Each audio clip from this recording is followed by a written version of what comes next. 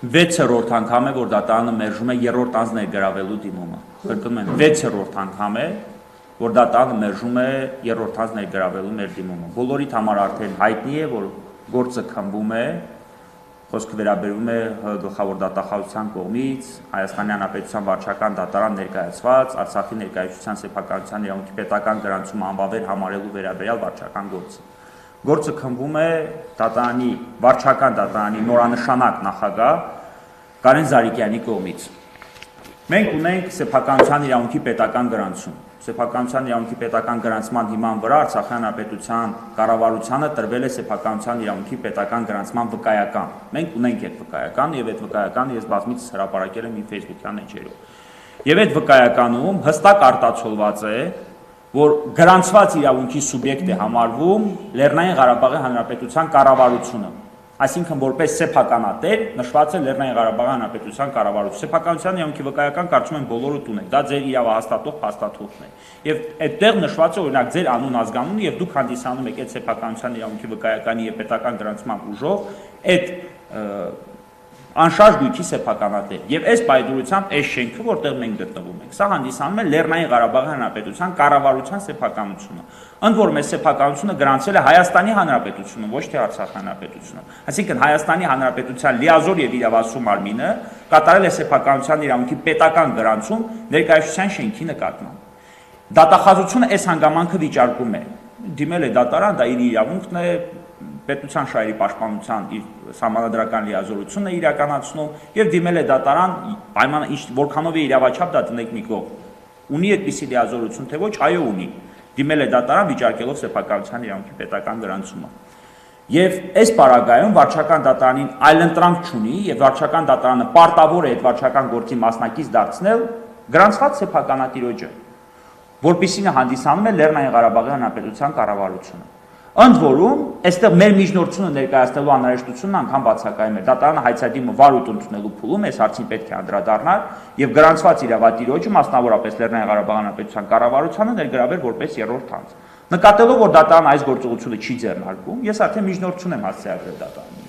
Մեկ անգամ կառավարության անունից, մյուս անգամ կառավարության իդեմս Արցախի Հանրապետության անունից, երրորդ անգամ Արցախի Հանրապետության անունից, տարբեր լիազորագրեր դատարանի ներկայացնելով եւ այդ կապակցության դատարանի մերժումները վերաքննիչ դատյան բողոքարկելով։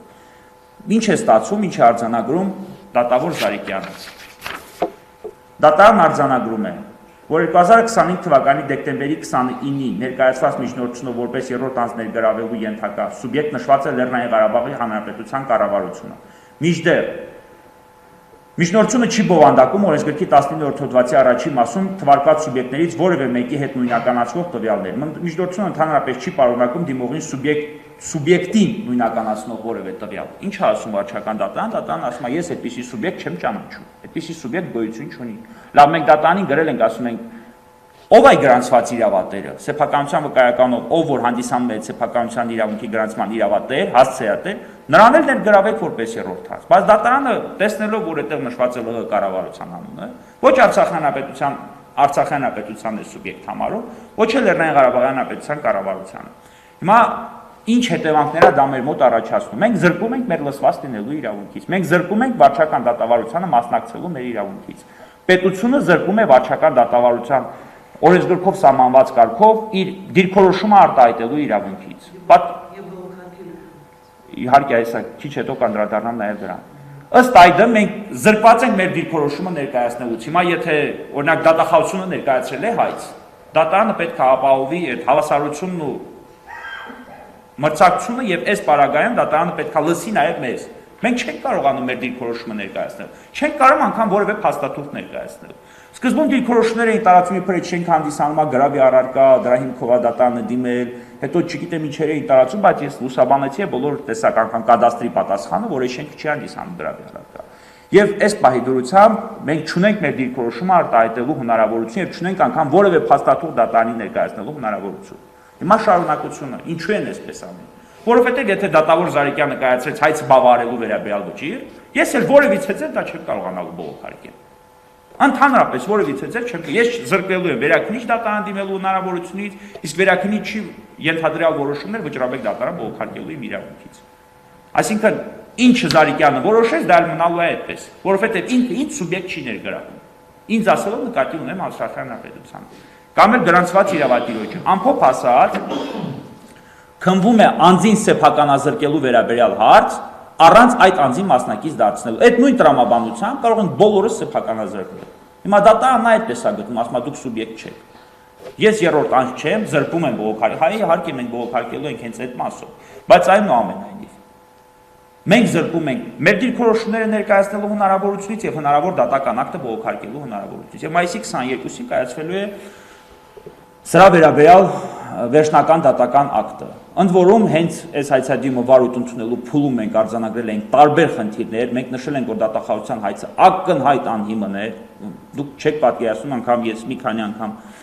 իմ ելույթներում եւ անգամ Facebook-յան գրառումներում հիմնավորել եմ ինչու է դատախազությունը գիտեք ինչ է ասում։ Ասում է այն ժամանակ, երբ որ Ռոբերտ Քոչարյանի կողմից կայացվել է այս շենք Արցախյան Հանրապետությանը օտարելու կամ անհատույց օտարելու վերաբերյալ կառավարության որոշում, այդ կառավարության որոշման հիման վրա կատարվել է սեփականության գրանցում, նվիրատվության պայմանագիր չի կնքվել։ Դատախազությունը անգամ մեջբերում է այնպիսի իրավական ակտեր, որոնք իրավահարաբերության պահին գոյություն չեն ունեցել, որովհետեւ այդ որոշումը կայացնելու պահին գույքի նկատմամբ իրավունքների պետական գրանցման մասին օրենքը անգամ ուժի մեջ չէր մտել Քոչարյանի որոշումը կայացնելու պահին։ Այդ ժամանակ անգամ այդ օրենքը չի եղել, բայց դատախազությունը հողում է կատարում այդ օրենքին։ Ասում է նվիրատվության պայմանագիր, քանի որ չկա, ուստի այս շենքը չի կարող համարվել օրինական։ Չգիտեմ, հանրության մոտ տարածված այնպիսի մի տեղեկություն իբրև անօրինական ճանապարհով է շենքը ձեռք բերվել եւ այլն, բայց այդ անդամենը դատախազության դիրքորոշում։ Ասում է, երբ որ կառավարությունը կայացրել է որոշում, նվիրատվության պայմանագիր չի կնքվել։ Այն դեպքում, երբ որ իրավահարաբերության պահին գործող քաղաքացիական օրենսգրքով պետական իրավասու մարմինների կողմից կայացված ակտերը, թվում նաև ենթաօրենսդրական ակտերն ու կառավարության որոշումները հիմք են սեփականության իրավունքի պետական գրանցման համար։ Այսինքն կադաստրը կատարել է գրանցում։ Ես անգամ չեմ խոսում այդ ժամկետը բաց թողելուց, այդ ակտը վիճարկելու ժամկետը բաց։ Ակտը վիճարկելու ժամկետը ընդամենը 1 ամիս է։ Բայց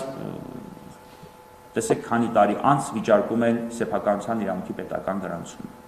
Հիմա այս դիրքորոշումները ես դատարանի ներկայացնելու հնարավորությունից զրկում եմ, եւ դատարանը